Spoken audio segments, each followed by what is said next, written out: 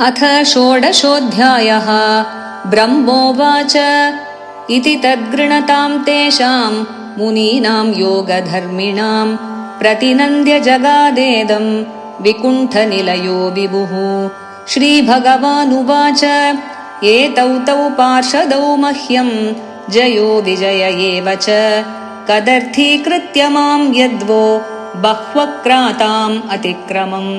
यस्त्वेतयोर्धृतो दण्डो भवद्भिर्मामनुव्रतैः स एवानुमतोऽस्माभिः मुनयो देवहेळनात् तद्वः प्रसादयां यद्य ब्रह्मदैवं परं हि मे तद्धीत्यात्मकृतं मन्ये यत्स्वपुंभिरसत्कृताः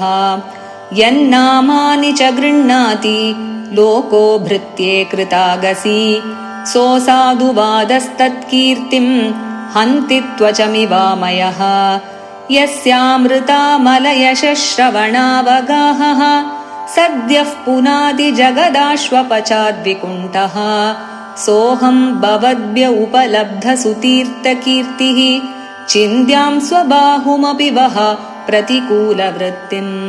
यत्सेवया चरणपद्मपवित्ररेणुं सद्यः क्षताखिलमलं प्रतिलब्धशीलं न श्रीर्विरक्तमपि मां विजहाति यस्याः प्रेक्षालवार्थ इतरे नियमान् वहन्ति नाहं तथाद्मि यजमानः विर्विताने श्चोतद्घृतप्लुतमदन्हुतभुङ्मुखेन यद्ब्राह्मणस्य मुखतश्चरतोऽनुघासं तुष्टस्य मय्यवहितैर्निजकर्मपाकैः येषां बिभर्म्यहम् अखण्डविकुण्ठयोग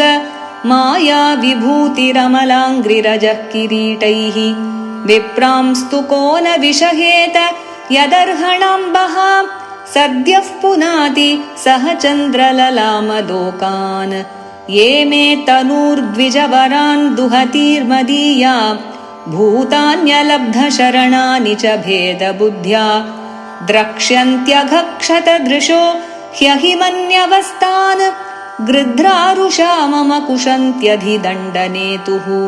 ये ब्राह्मणान् मयि धिया क्षिपतोर्चयन्तः तुष्यद्हृदः स्मितसुधोक्षितपद्मवक्त्राः वाण्यानुरागकलयात्मजवद्गृणन्तः सम्बोधयन्त्यहमिवाहमुपाहृतस्तैः तन्मे स्वभर्तुरवसायमलक्षमाणौ युष्मद्व्यतिक्रमगतिं प्रतिपद्य सद्यः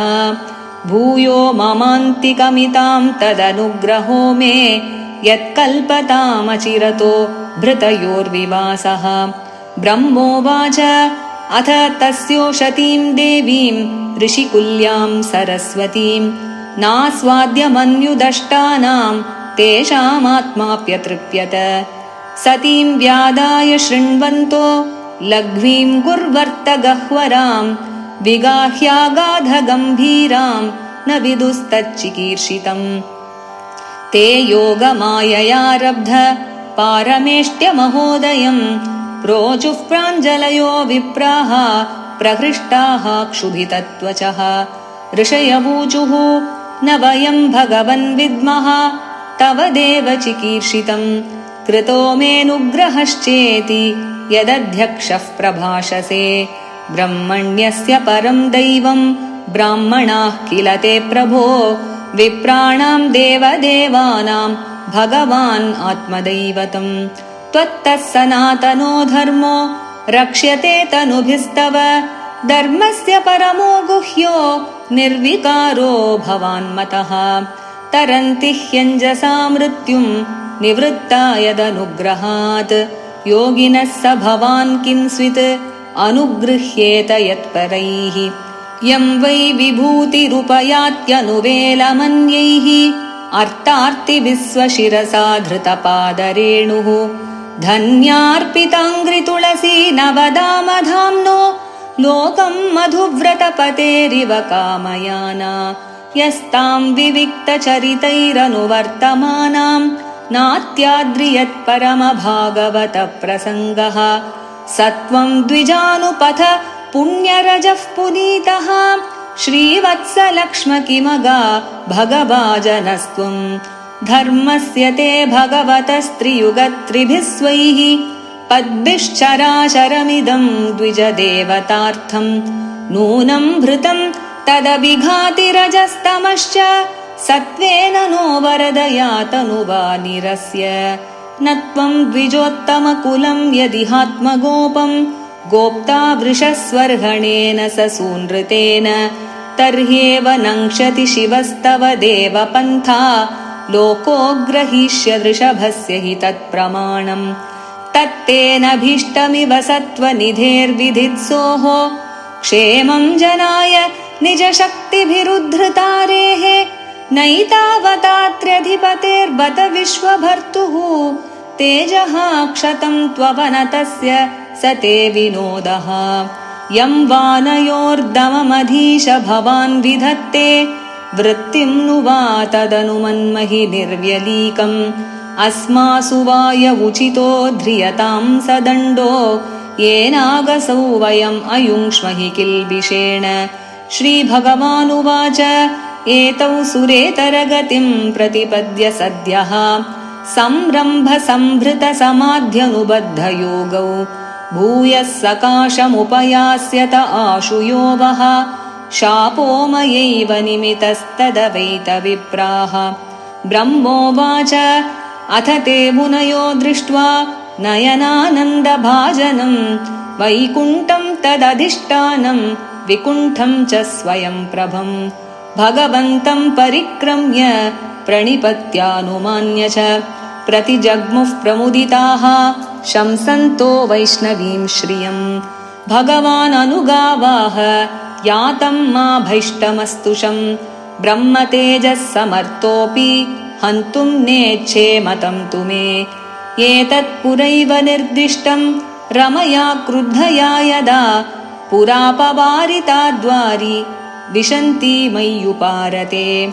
मयि संरम्भयोगेन निस्तीर्य ब्रह्महेळनम् प्रत्येष्यतम् निकाशम् मे कालेनाल्पीयसा पुनः द्वास्थावादिश्य भगवान् विमानश्रेणिभूषणम् सर्वातिशयया लक्ष्म्या जुष्टम् स्वम् धिष्ण्यमाविशत् तौ तु गीर्वाणऋषभौ दुस्तराधरिलोकतः हतश्रियौ ब्रह्मशापात् अभूताम् विगतस्मयौ तदा विकुण्ठदिषणात् तयोर्निपतमानयोः हाहाकारो महानासीत् विमानाग्नेषु पुत्रकाः तावेव ह्यधुना प्राप्तौ पार्षदप्रवरौ हरेः दितेर्जठरनिर्विष्टम् काश्यपम् तेज उल्बणम् तयोरसुरयोरद्य तेजसायमयोर्हि वः आक्षिप्तम् तेज एतर्हि भगवांस्तद्विधित्सति विश्वस्य यस्थितिलयोद्भवहेतुराद्यो योगेश्वरैरपि दुरत्यय योगमायः क्षेमम् विधास्यति स नो भगवांस्त्र्यधीशः तत्रास्मदीय विमृशेन कियानिहार्तः इति श्रीमद्भागवते महापुराणे पारमहंस्यां संहितायां तृतीयस्कन्धे षोडशोऽध्यायः। श्रीहरये नमः। श्रीहरये नमः। श्रीहरये नमः। गोपिका जीवनस्मरणं गोविन्द गोविन्द। सद्गुरुनाथ महाराज की जय।